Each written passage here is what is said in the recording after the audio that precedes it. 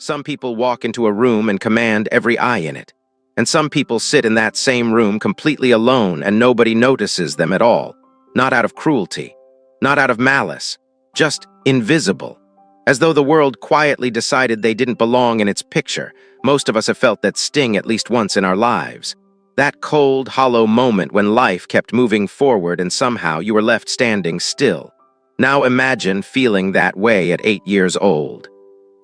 The shoes were too small. That was the first thing a careful eye would notice. Emily sat beneath humming fluorescent lights on a folding metal chair, her small toes curled against leather that had long since stopped being kind to her feet. The flats had once been white, bright, and new. Now they wore the gray of sidewalk grit and too many waiting rooms. She didn't fidget. She didn't complain. She had already learned, far too early, how to sit perfectly still when something hurt. Around her, the Cuyahoga County adoption ceremony moved in its familiar, polite rhythm. Paper programs rustled. Styrofoam cups of coffee steamed and cooled.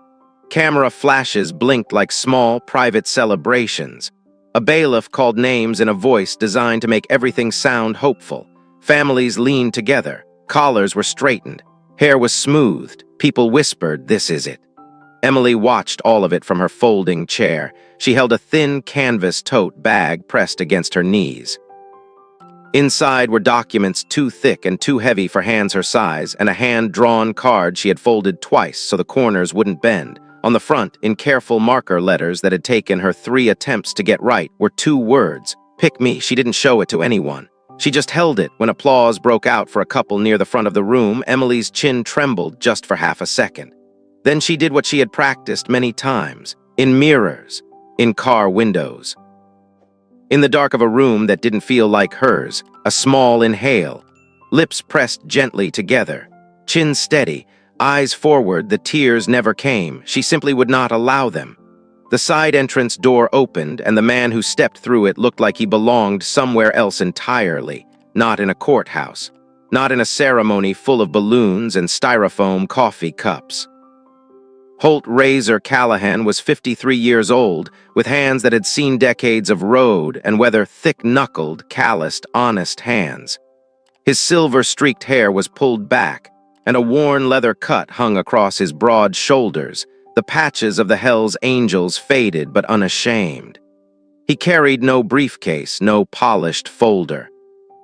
Just a manila envelope tucked under one arm and the focused calm of a man who had learned, through 53 hard years, exactly how to move through a room without apology.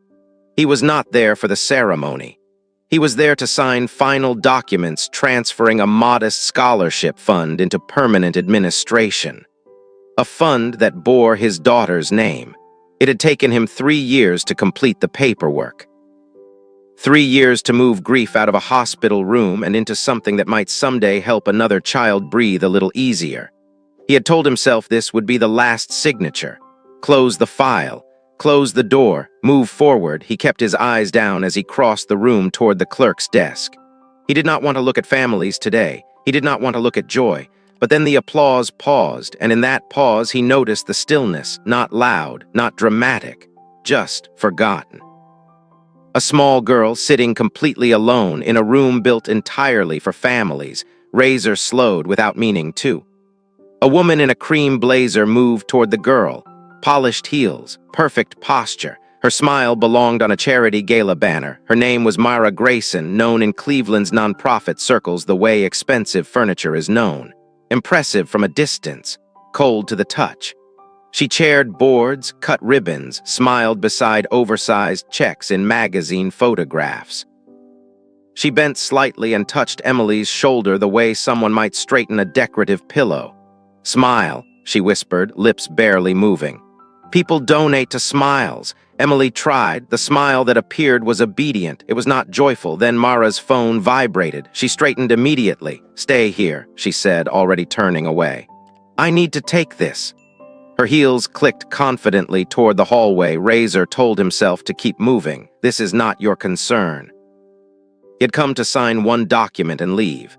He had a ride to return to, a quiet house to return to, a life carefully constructed around the absence of things that hurt too much to feel. But as he passed the open hallway door, Mara's voice drifted toward him. "Lower now, private. As long as I'm guardian," she said. "The trust stays under my control. We just need another extension." Razor stopped walking. He didn't turn toward her. He didn't need to. He looked back into the ceremony room instead. Emily was still exactly where she had been told to stay, tote bag clutched, feet pressed flat against the floor despite the pinch, watching other children step forward to be named. A volunteer moved down the aisle with a tray of small cupcakes for new families. The tray passed right by Emily. The volunteer didn't see her. No one meant harm in that moment. That was the problem. Razor felt something shift in his chest. Not grief this time, not memory. Something older and simpler than both, fairness. He had lived his entire life by a code that outsiders misread and insiders understood completely. You protect what's entrusted to you. You show up when you say you will. You do not exploit the vulnerable, ever, under any circumstances. That wasn't just a patch on a leather jacket. That was the architecture of the man, and a child was not a line item on a balance sheet. Another name was called. Applause rose again. Emily glanced down at her shoes. One small hand pressed gently against her stomach, not dramatically, just quietly. The gesture of someone who had been hungry before and had learned to say nothing about it. She looked toward the hallway once, then quickly away as though checking whether she was still supposed to exist. Razor stood at the edge of the room. He took one step toward the exit, then he stopped. This isn't just a sad scene, he thought. This is something else entirely. A room full of celebration. One child practicing with heartbreaking precision how not to cry. He watched her straighten her spine as another family posed for photographs nearby. Watched her swallow hard. Watched her train her face into a careful calm that no 8-year-old should know how to wear. He loosened his grip on the scholarship envelope, and for the first time in 3 years, something inside Holt Callahan moved forward instead of backward. He adjusted the collar of his leather cut. He turned away from the clerk's office. And he walked toward the girl. What he would discover in the next few minutes about Emily, about her guardian, and about the truth hidden inside that tote bag would change the direction of both their lives forever. Razor did not rush toward her. That mattered more than most people would realize. He slowed first, measured his steps, stopped a few feet away, close enough to be present, far enough not to crowd her, and lowered himself carefully until he was kneeling at her eye level. His palms rested open on his knees, no phone in his hand, no folder held between them like a barrier, no performance of kindness. He simply waited a moment before speaking. "Hey," he said gently. "You here with someone?" Emily looked up fast, too fast, the reflex of someone always braced for a question that might be a trap. "She's parking," she answered. The words came out smooth and automatic, rehearsed the way a child rehearses an answer they know will be asked again and again. Her fingers tightened around the tote bag strap as if the whole world might float away if she let go. Razor nodded once as though that made complete sense. "Got it," he said. He didn't correct her. He didn't probe. He didn't fill the silence with noise. He simply stayed, and in staying, he offered her something rarer than sympathy. He offered her patience. Up close, details that distance had hidden now revealed themselves quietly. The faint red mark where the back of her shoe had been rubbing against her heel for hours. The slight hollowness beneath her eyes that spoke of too many skipped meals and too many early mornings in a house where comfort was conditional. The way her small shoulders carried tension like a permanent brace, as though she was always waiting to be called out for something she hadn't yet done wrong. Her tote bag had slipped slightly open. A stack of documents peeked through the gap. Heavy cream paper, stamped with blue county seals. Words too large, too legal, too adult for someone her size. Razor didn't reach for them. He just noticed. Across the room, applause swelled again. A couple embraced beneath a camera flash. Someone laughed. Emily flinched at the sudden noise, not in fear exactly, but in awareness. The quiet alertness of a child constantly calculating whether she was supposed to respond. "You like cupcakes?" Razor asked. She blinked. "What?" He nodded toward the volunteer table where frosting spiraled in soft peaks on paper plates. "They're handing them out over there." Emily glanced across the room, then back at him. Her answer came without bitterness, without self-pity, just plain, careful fact. E for the new families, she said, 6 words. They landed like something much heavier. A woman approached from the side aisle, clipboard pressed against her chest, early 40s, efficient posture, eyes that carried the particular kindness of someone who had processed too much paperwork and not nearly enough happy endings. "Mr. Callahan," she said softly. Razor rose, half surprised to be recognized here. "I'm Diane Park, adoption coordinator. I recognize you from the foundation board." She lowered her voice. "I'd appreciate it if you didn't announce that." "Not here for attention," Razor replied. Diane studied him for a moment, not with suspicion, but with the careful assessment of someone who had learned to read rooms and people in equal measure. Her gaze moved to Emily. She crouched beside her with the ease of someone who had done this 1,000 times and still met it every single time. "Hey, kiddo, you hanging in there?" Emily straightened immediately.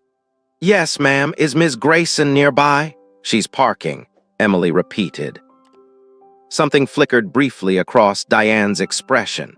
Recognition, not surprise. She had heard that answer before in other rooms from other children. A few feet away, Diane spoke to Razor in a lowered voice. "Emily isn't here for adoption today," she said carefully.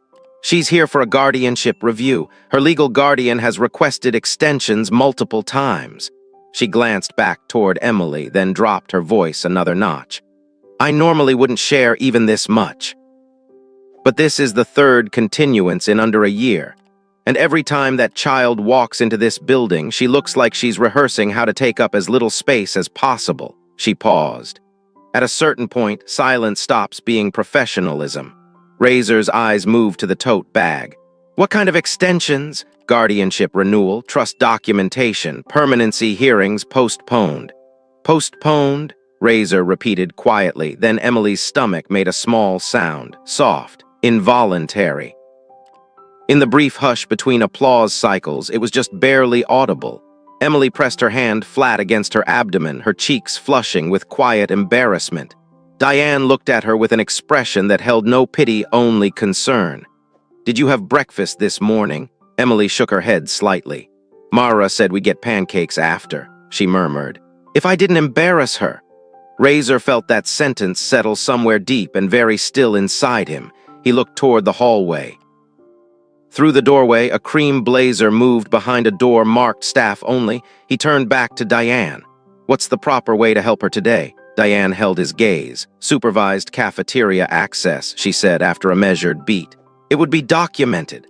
"Then let's document it," Razor replied. He stepped back toward Emily and crouched down to her level again. "Would you like some soup?" he asked gently. "Or would you rather keep holding your spot?" He gave her a choice. That was entirely deliberate. Not a direction, not an instruction. A choice because children who are managed rather than loved rarely receive the dignity of one. Emily looked at him as though choices were slightly unfamiliar territory. "I can?" she asked. "Yes," Diane said warmly. "We'll walk together." Emily rose from her chair carefully. Her shoe shifted against her heel. She winced for half a second, then adjusted her posture and walked with quiet, practiced discipline toward the cafeteria corridor. Razor walked slightly behind her. Not guiding, not leading, not making a performance of generosity, just there. The cafeteria smelled of coffee and warm tomato soup. Emily studied the options with a seriousness that belonged to someone 3 times her age. She chose soup and crackers with the gravity of a decision that mattered enormously to her. She carried the tray herself, carefully, as though balance mattered more in this moment than hunger. She sat. Razor took a chair nearby, close enough to be present, not so close as to hover. She dipped a cracker, took the first bite slowly, then faster, then deliberately slower again, as if a quiet voice inside her was reminding her not to appear desperate. Razor noticed the rhythm. He looked away not from discomfort, but to give her the privacy of eating without being watched. Then Mara's heels echoed down the corridor. "Emily." The voice was bright, practiced, warm, the way a hotel lobby is warm. She entered the cafeteria with a wide smile that stopped precisely at her eyes. Then she noticed Razor, and something behind that smile recalculated instantly. The leather cut, the silver-streaked hair, the patches, not what she had expected. "Oh," she said lightly, Holt Callahan, he replied evenly. Recognition crossed her face. Calculation followed immediately the way a shadow follows light. Well, Myra said with polished warmth. Thank you so much for keeping her company. We were just about to leave. Emily froze mid-bite. Her spoon hovered uncertainly above the bowl. She'll finish eating first, Razor said. He didn't raise his voice. He didn't need to. Myra's smile thinned by precisely 1 degree. Of course, she replied. Emily, sweetheart, we don't want to inconvenience Mr. Callahan. Not inconvenienced, Razor said simply. Silence settled between them, not hostile, but measured. The kind of silence that reveals exactly who is comfortable with truth and who is not. Myra leaned slightly closer, dropping her voice. You don't want your name tangled in family court, she said smoothly. It can get very messy very quickly. Razor met her eyes without blinking. Even in meaner rooms than a courthouse, he said quietly. And I've never left one by walking backwards. For the first time, just a fraction, just a breath, Myra's composure flickered. Emily resumed eating. Her shoulders dropped half an inch. Razor's gaze drifted toward the tote bag resting against Emily's chair leg. The top page had shifted into view. Trust disbursement, guardian renewal, no mention of therapy, no mention of schooling, no mention of anything that resembled childhood. Just money carefully organized, expertly managed money. He thought about the scholarship envelope still tucked under his arm. One fund closed. Another child quietly categorized. He looked at her shoes again, too small, too tight. And he understood something then with the clarity that only arrives when you stop looking away. This wasn't a misunderstanding. This was a pattern, and patterns don't fix themselves. Emily finished her soup. She wiped her mouth carefully with a napkin, folded it neatly, and looked up at Razor with eyes that held more questions than an 8-year-old should carry. Thank you, she said, simple, not rehearsed, honest. Welcome, Razor replied. As Mara gathered her purse with composed impatience, Razor knew one thing with absolute certainty. He was no longer just passing through. But what he would uncover in the days ahead, the recordings, the financial records, and the quiet courage of one small girl would demand far more from him than he had ever planned to give. What would you have done in Razor's position when standing up for what's right begins to cost you everything you've built? Drop your thoughts in the comments below. We read every single one. Razor did not go home that evening. He went to his garage instead. Not the clubhouse with its noise and brotherhood and the particular comfort of men who never asked questions you didn't want to answer. Not the back room where decisions got made over cold coffee and cigarette smoke. He chose the garage, just him, one bare bulb hanging overhead, his bike parked in the center like a patient old friend, and his daughter's scholarship envelope resting on the workbench beside a photograph he kept turned face up always. He made one call. Lena, he said when the line connected, I need you to listen before you advise. Lena Ortiz had known Razor since before the road had silvered his hair. She had built her entire reputation on steady judgment and the kind of courtroom stillness that made opposing attorneys deeply uncomfortable. She was not easily rattled. She was not easily impressed either.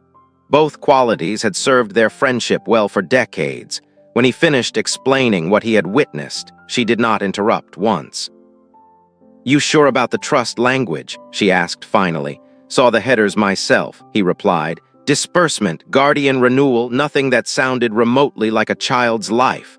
Then we verify, Lena said. Properly, we request records, we don't speculate. Not speculating, Razor answered quietly.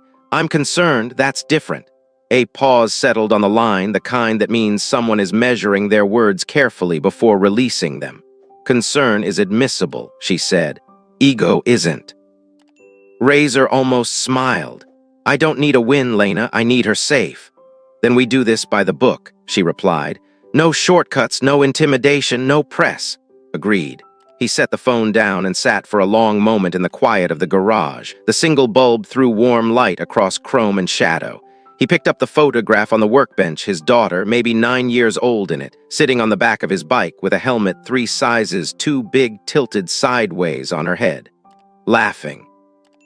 Completely unafraid, he set it back down carefully, face up, always face up. The next morning, Diane Park filed a formal welfare check request, procedural, documented, neutral on paper, as all important things must be at the start. Razor asked permission to observe. He did not demand it. Diane hesitated only long enough to confirm proper clearance. "I'll follow in your own vehicle," she said. No direct interference. He arrived on his bike. He had considered taking the truck. He didn't. He had nothing to hide and no interest in pretending to be someone he wasn't to make a situation more comfortable for the wrong people. Mara Grayson's townhouse sat on a quiet street lined with trimmed hedges and modest brick facades. The kind of neighborhood that projects respectability from a distance and rarely invites closer inspection. Mara answered the door with practiced surprise, her smile already arranged into its familiar warmth. "Diane," she said brightly. "Oh, this is unexpected." "Standard review," Diane replied evenly. "You were notified." Mara's gaze slid past her to where Razor stood a few steps back on the pathway, the leather cut, the patches, the easy, unhurried stance of a man who had never once in his life felt the need to justify his presence. Something moved behind her eyes, not fear, recognition, and then instantly strategy. "Of course," she said. "Please come in." Inside, the house smelled faintly of citrus cleaner. Framed charity photographs lined the entrance hallway. Mara shaking important hands, Mara cutting ceremonial ribbons, Mara beaming beside oversized donation checks. A curated life displayed with precision, arranged for maximum effect. Emily stood near the base of the staircase, hands clasped behind her back, posture upright, waiting as though she had been positioned there rather than simply arrived there. "Hi," Razor said gently. "Hi," she answered. Her voice was noticeably smaller here, quieter, as though the house itself required a reduced version of her. Diane conducted the walkthrough with calm professionalism. Living room tidy, kitchen orderly, pantry half full. Then she asked the question that mattered most. "May we see Emily's room?" Myra paused half a second, no more. "Of course." She led them down a short hallway and opened a narrow door. Razor understood immediately what the room had once been. The washer and dryer hookups were still visible on the wall. A small twin mattress had been pushed against the far side. No headboard, no lamp, no bookshelf. A single plastic storage bin sat on the floor, labeled in thick black marker, "Emily's things." No toys, save for one worn, stuffed rabbit missing an ear propped against the baseboard as though it too had learned to take up as little space as possible. Beside the mattress, an old phone with a cracked screen sat plugged into the wall with a fraying white cord. It looked less like a child's device and more like a tool kept nearby for instructions, alarms, and reminders that had nothing to do with childhood. Razor felt something shift in his chest. Not anger, something quieter and more permanent than anger. Emily stepped inside first, instinctively positioning her small body to block part of the room from view, as if apologizing for the space, as if she had learned that the room reflected on her somehow. "It's temporary," Mara said lightly. "We're maximizing square footage." Diane made notes without expression.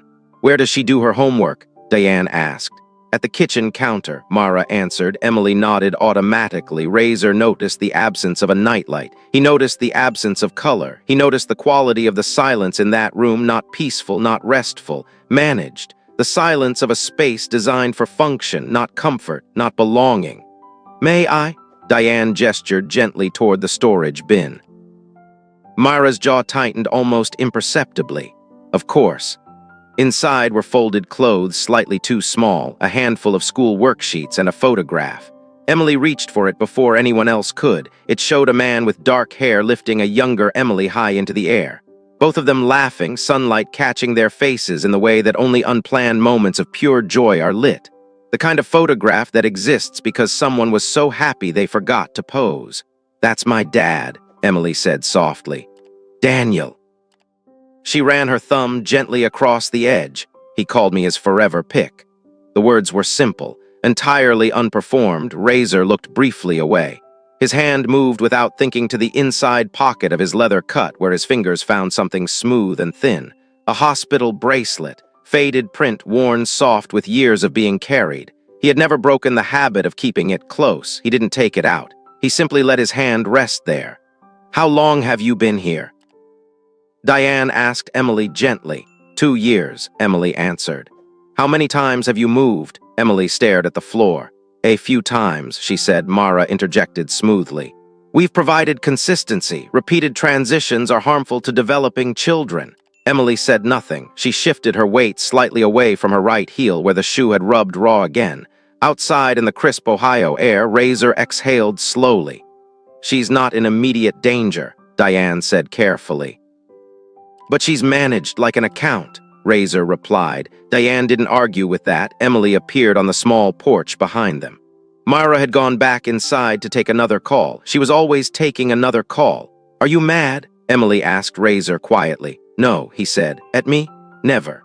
She studied his face with the searching seriousness of someone who had been lied to by kind-sounding voices before. She looked at the patches on his cut, at the road-worn leather, at the hands that didn't match the gentleness in his voice. Then she nodded once and went back inside. Razor stood on the pathway a moment longer. This wasn't loud abuse. It wasn't chaos or cruelty worn openly. It was controlled, dressed in charity photos and polished manners. It was a child being preserved, not nurtured. Protected from instability, perhaps, but not loved in the way that lets a person breathe fully. Not loved in the way that leaves lights on and says spilled milk is just milk. He turned to Diane. What happens next? We gather records, schedule a review, proceed lawfully. And until then, she remains where the order says she remains. Diane's voice was steady but not cold. If we move too quickly without proper authority, we hand her guardian a cleaner story than the truth. Razor nodded slowly. And if the system resists, Diane looked at him, then it needs pressure. The first pushback came politely, it always does. Lena requested formal access to the trust documents under court supervision. Nothing aggressive, nothing theatrical, just a lawful request for transparency. Grant Sutter, the trust administrator, responded within 48 hours. His email was crisp, confident, and carefully worded. All disbursements have been approved under guardian authority.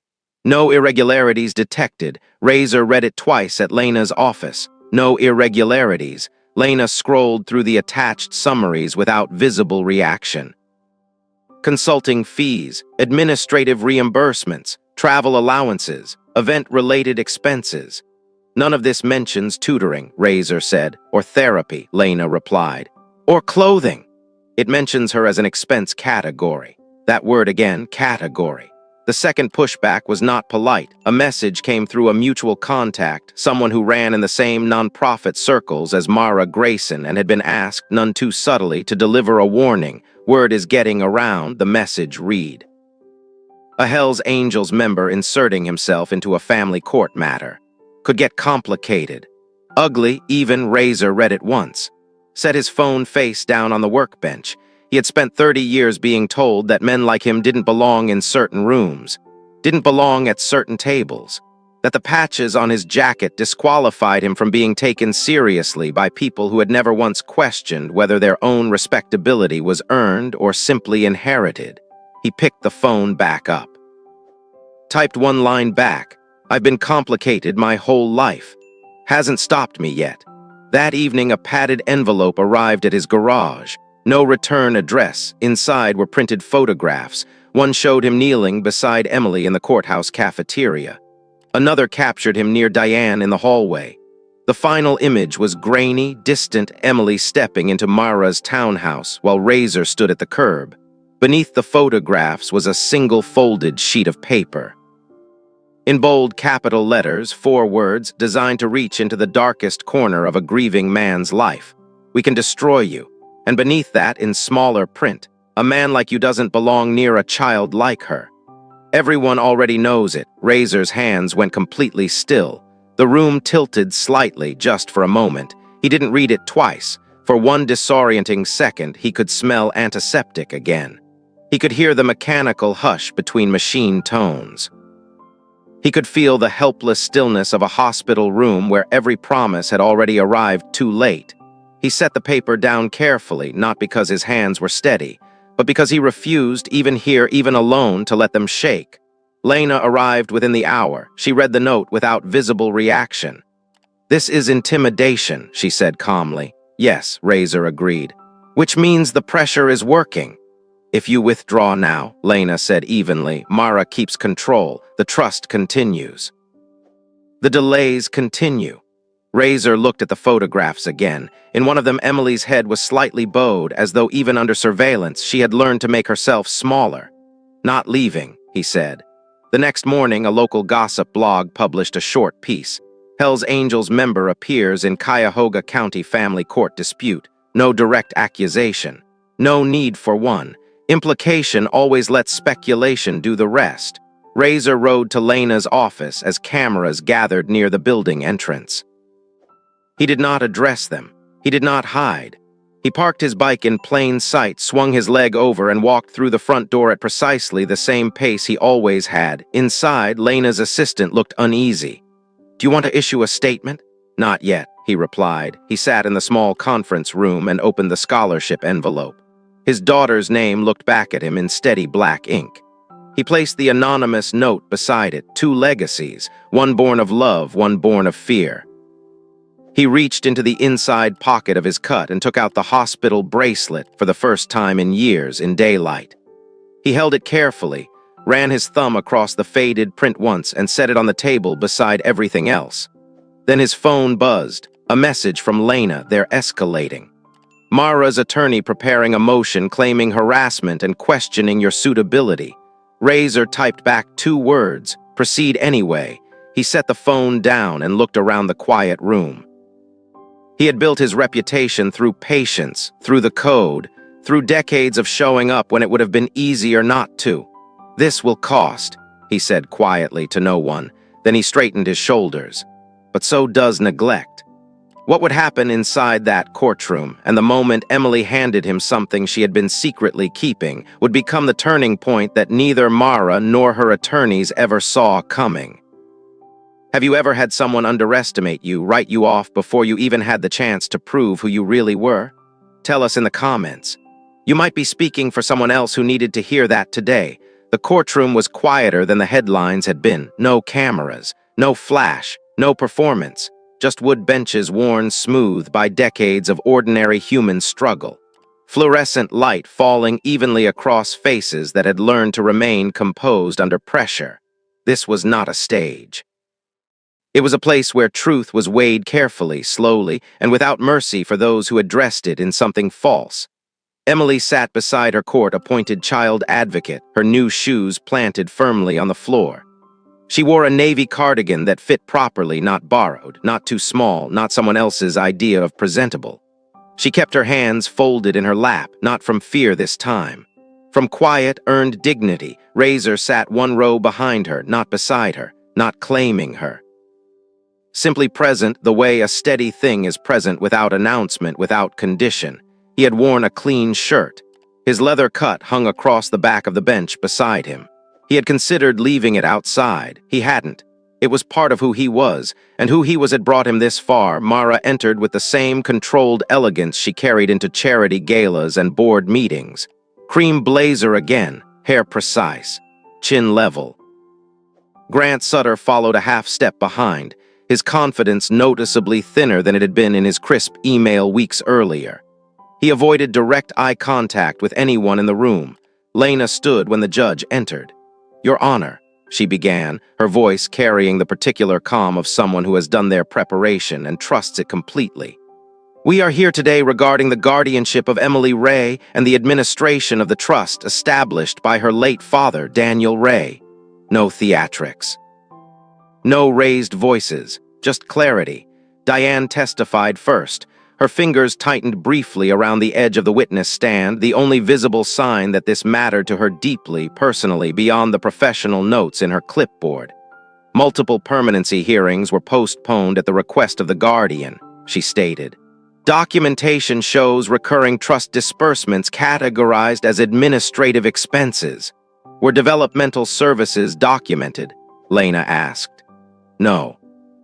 "Were educational enhancements documented?" "No." "Was the child's living space consistent with the financial capacity available through the trust?" Diane paused just for a moment, not from uncertainty, from the weight of what she was about to confirm in a room that needed to hear it. "No." There it was, not dramatic, not embellished, Just fact, standing alone in the room, asking to be seen. Grant Sutter shifted in his seat. When called to testify, he attempted his earlier confidence and found it considerably diminished. All disbursements were approved under guardian authority, he said. Did you conduct independent verification of the child's living conditions? Lena asked. That is not standard procedure. Should it be? Lena replied quietly. When a trust exists explicitly for a minor's welfare, Grant hesitated. The silence that followed was not empty. It was heavy with the weight of every extension filed, every hearing postponed, every moment a little girl sat in a converted laundry room doing homework on a kitchen counter while money allocated for her flourishing sat quietly in administrative categories. No, he admitted finally. No, the judge made a careful note. Mara's attorney rose next. Smooth posture, assured voice. Mr. Callahan, he said, turning toward Razor with the practiced ease of someone about to reframe a narrative entirely, is a man whose entire adult life has been defined by association with an outlaw motorcycle club. Whatever his intentions, this court must consider whether such an individual represents appropriate placement for a vulnerable child. He let that settle for a moment. His personal loss is documented. His grief is real. But grief, Your Honor, can lead well-meaning people toward actions that serve their own emotional needs rather than the child's best interests. The words hung in the air like smoke, replacement, projection, instability. Razor did not move. He did not look at the attorney. He looked at the judge with the steady directness of someone who has nothing left to protect except the truth. When Lena nodded, he stood. He didn't raise his voice. He never had needed to. I'm not here to be praised, he said evenly. And I'm not here to replace anyone. He paused, letting the sentence breathe. Here because a child with financial protection should not be sleeping in a converted laundry room. He looked briefly at the trust documents entered into evidence. The trust exists for her, he said. Not around her. The courtroom remained perfectly still. Myra's composure thinned for the first time, visibly, undeniably, just slightly, like a fine crack appearing in something that had always presented itself as solid. Then something happened that no attorney had prepared for. Emily reached into her tote bag, the same tote bag she had carried into every waiting room, every hearing, every cafeteria. The one she clutched like armor. Her fingers found her old phone, small, scratched, its cracked screen catching the courtroom light. She looked at her advocate. The advocate leaned close. Emily whispered something. The advocate looked at Lena. A quiet exchange followed. Lena approached the bench. Your Honor, the child has audio material she wishes to submit. Myra's attorney was on his feet immediately. The judge raised one hand. I'll hear it. The courtroom held its breath. Emily's voice, when she spoke, was small but unwavering. I record sometimes, she said, addressing the judge directly. So I remember what I'm supposed to say. The judge's expression didn't change, but her eyes sharpened with attention. What are you supposed to say? She asked gently. That I'm grateful, Emily replied. That everything is fine. She opened the saved recording on her phone. Myra's voice filtered through the speaker, clear, composed, entirely unaware it was being preserved. As long as I'm guardian, the trust remains flexible. We'll categorize it appropriately. Silence dropped fully across the room, no paper shuffling, no coughing, no movement. Razor felt the sentence land in his chest like something physical. He looked at Emily, this 8-year-old girl who had learned to record conversations because she understood, on some wordless, instinctive level, that the adults around her were building a story she might one day need to contradict. She had protected herself the only way she knew how. The judge leaned forward slightly. Emily, she said, her voice carrying the particular gentleness reserved for moments that ask something real of a child. Do you feel cared for? Emily thought carefully before answering. She didn't rush, she didn't perform. I feel managed, she said. The word landed harder than any accusation. Mara's attorney objected. The judge lifted one hand without looking at him. Overruled. Then the judge looked at Emily again, directly, steadily, with the full weight of the court behind her gaze. Is there anything else you'd like this court to know? Emily's fingers tightened once around the edge of the bench, then loosened. She straightened her spine. Not the practiced, braced straightening of someone waiting to be corrected. The straightening of someone finally ready to be heard. "I don't want to be money," she said. A breath moved through the courtroom. "I want to be somebody's kid." There was no tremor in her voice, no performance of sadness, just truth spoken plainly by someone who had been waiting a very long time for a room quiet enough to say it in. Razor felt his throat close briefly. He did not look at her. He let the judge see her. He let the room see her. Some moments belong entirely to the person speaking them. The greatest thing you can do is simply not interrupt. The judge reviewed the documentation Lena had entered. Receipts, correspondence, financial summaries, the audio recording, the home assessment report, Razor's background clearance, and the child advocate's written recommendation. She took her time. No one rushed her. When she finally spoke, her voice carried the weight of someone who understood that what she said next would echo in a small girl's life for decades. "Guardianship is stewardship," the judge said firmly. "It is not ownership." The gavel struck once. Effective immediately, temporary guardianship is revoked pending full review. Trust access is frozen pending independent audit. The court grants provisional guardianship to Mr. Callahan under full supervision, with a permanency hearing scheduled within 60 days. The words were procedural. Their meaning was seismic. Mara's posture broke just slightly, just enough. Grant Sutter stared at the table in front of him.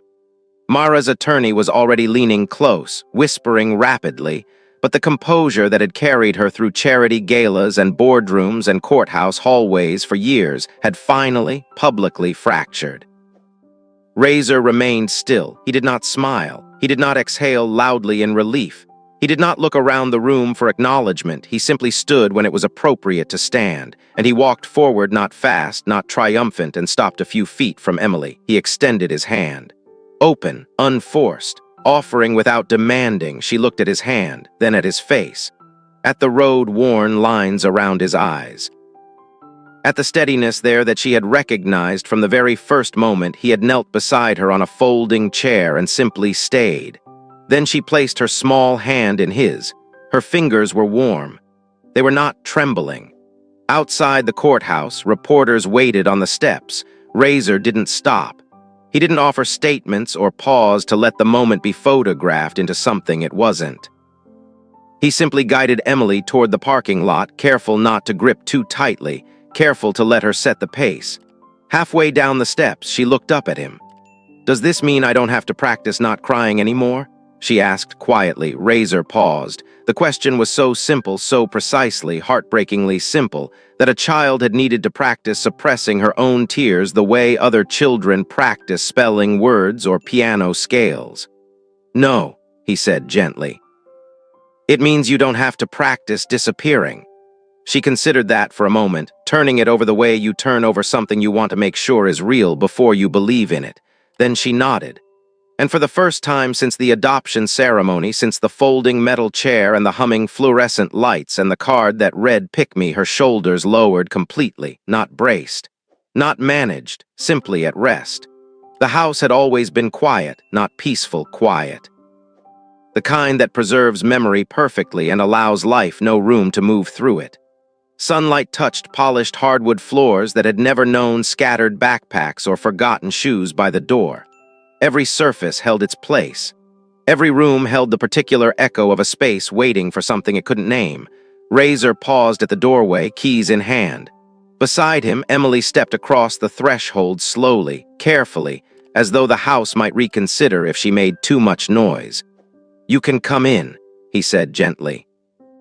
She nodded and moved forward, her eyes traveling up the staircase, across the framed photographs, through the quiet living room washed in afternoon light. On the mantel sat a photograph of a girl, maybe 9 years old, sitting on the back of a motorcycle with a helmet 3 sizes too big tilted sideways on her head. Laughing, completely unafraid, Emily looked at it for a long moment. She didn't ask. Some things she already understood were given gradually at the right pace. When trust has had time to settle, Razor opened the pantry. "Pick your cereal," he said. Emily blinked. "I can choose." "Yes, She stepped forward slowly, scanning the shelves with the seriousness of someone decoding something sacred. Her fingers hovered over a bright box, retreated, then reached again. "This one," she said. "Good choice," he answered.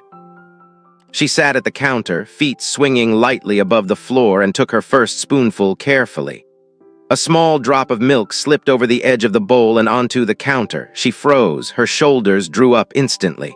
"I'm sorry," she whispered. Razor reached calmly for a paper towel. "It's just milk," he said. "We clean it up, that's all."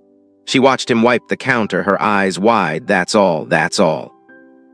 Her shoulders came down slowly, like something that had been held too long finally being set on the ground. It was a small moment, entirely ordinary, and it changed everything. Later, he showed her the bedroom prepared for her, soft blue walls, a wooden desk, a bookshelf waiting patiently to be filled with stories she hadn't yet read. A nightlight glowing warmly beside the bed, casting a gentle halo against the wall. Emily stepped inside slowly, running her fingertips along the quilt as though testing whether it was real. "This is mine?" she asked. "Yes, no one else's." She set her tote bag down, perhaps for the first time, without clutching it, and looked at him carefully.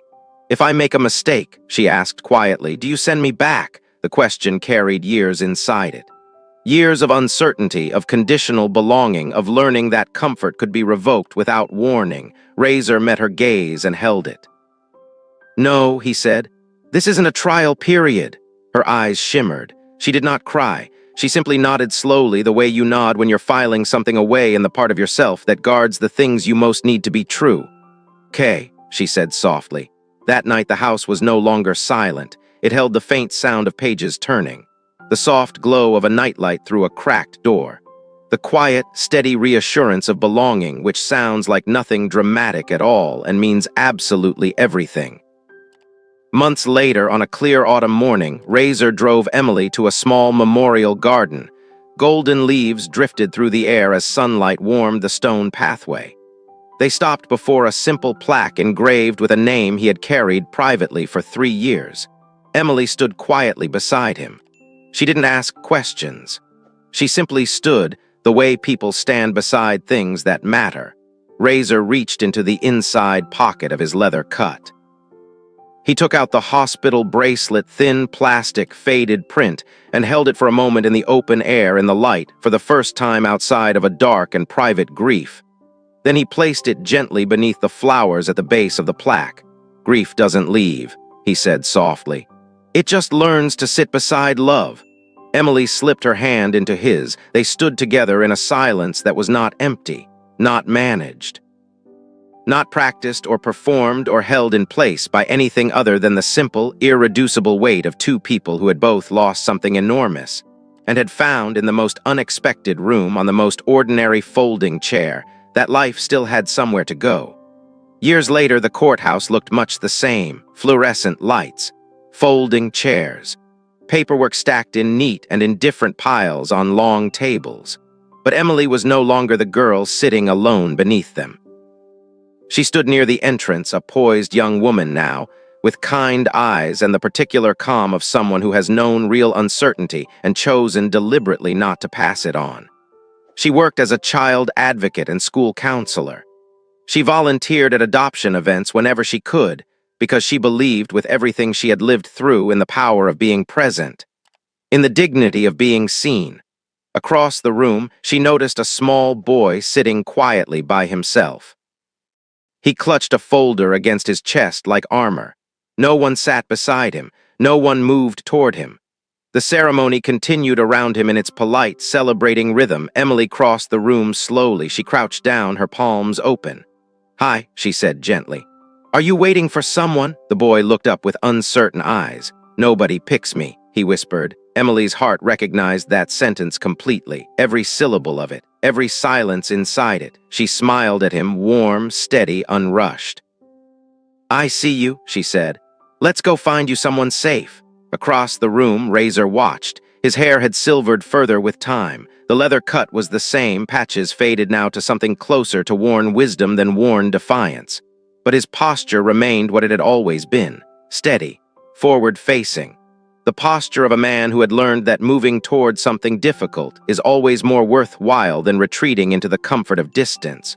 Pride softened his eyes as he watched her take the boy's hand.